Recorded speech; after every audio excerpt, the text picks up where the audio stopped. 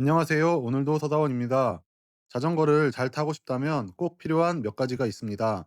이건 장비를 바꾼다고 바로 해결되는 것도 아니고 돈으로 쉽게 살 수 있는 것도 아닙니다. 그래서 더 오래 걸리고 더 가치 있는 과정이라고 생각합니다. 오늘은 제가 생각하는 자전거 실력의 본질 세 가지를 이야기해 보겠습니다. 첫 번째는 꾸준함입니다. 동호인은 일과 병행해야 하니 시간이 늘 부족합니다.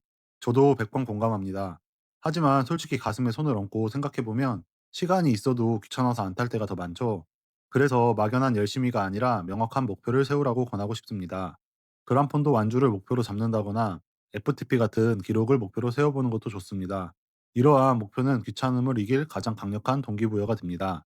하지만 멘탈보다 더 중요한 것이 있습니다. 바로 부상과 건강입니다.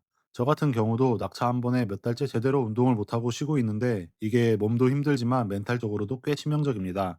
그래서 저는 강하게 타는 것만큼이나 안 다치고 오래 타는 게 더 중요하다고 생각합니다.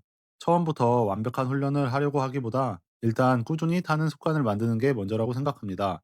고강도 훈련이 아니어도 괜찮습니다. 짧게도 좋고 가볍게도 좋습니다. 강도를 떠나서 주 2, 3회 정도는 꾸준히 안장 위에 앉는 걸 추천드립니다.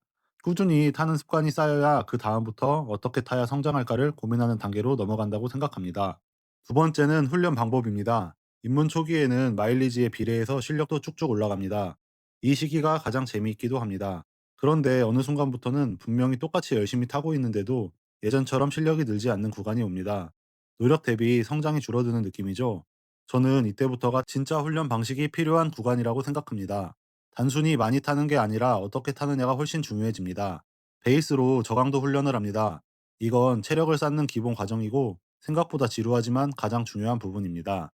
그리고 여기에 주 1, 2회 정도의 고강도 훈련을 섞어주면서 몸에 강한 자극을 주고 성장을 만들어가는 구조라고 생각합니다. 저 같은 경우 저강도 라이딩은 최대한 스트레스 없이 혼자 편하게 타면서 운동량을 가져갔고 고강도 훈련은 팀원들과 같이 타면서 자연스럽게 강하게 몰아붙이는 환경을 만들었습니다. 혼자였으면 쉽게 놓아버릴 강도도 같이 타면 한 번 더 버티게 되더라고요. 결국 중요한 건 무조건 세게 타는 게 아니라 저강도와 고강도를 적절하게 섞어서 몸을 성장시키는 구조로 만드는 것이라고 생각합니다. 이렇게 훈련량을 늘리고 열심히 타는 것만큼이나 중요한 게 있습니다. 세 번째는 회복입니다. 아무리 좋은 훈련 방법이 있어도 내 몸이 못 따라가면 결국 소용이 없습니다. 마음은 누구나 강하게 타고 빠르게 성장하고 싶습니다. 저도 항상 그랬고 무리해서 훈련을 밀어붙인 적도 많습니다.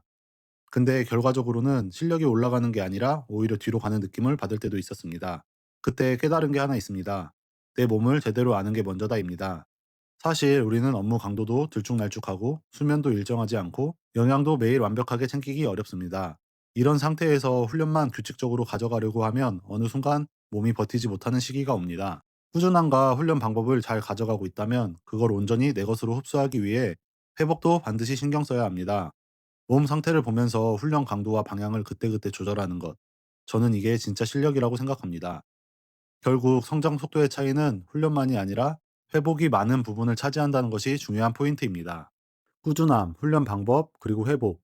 이 세 가지는 지름길이 없습니다. 타고난 재능이 있는 사람도 결국은 이 시간을 묵묵히 쌓아가야만 하더라고요.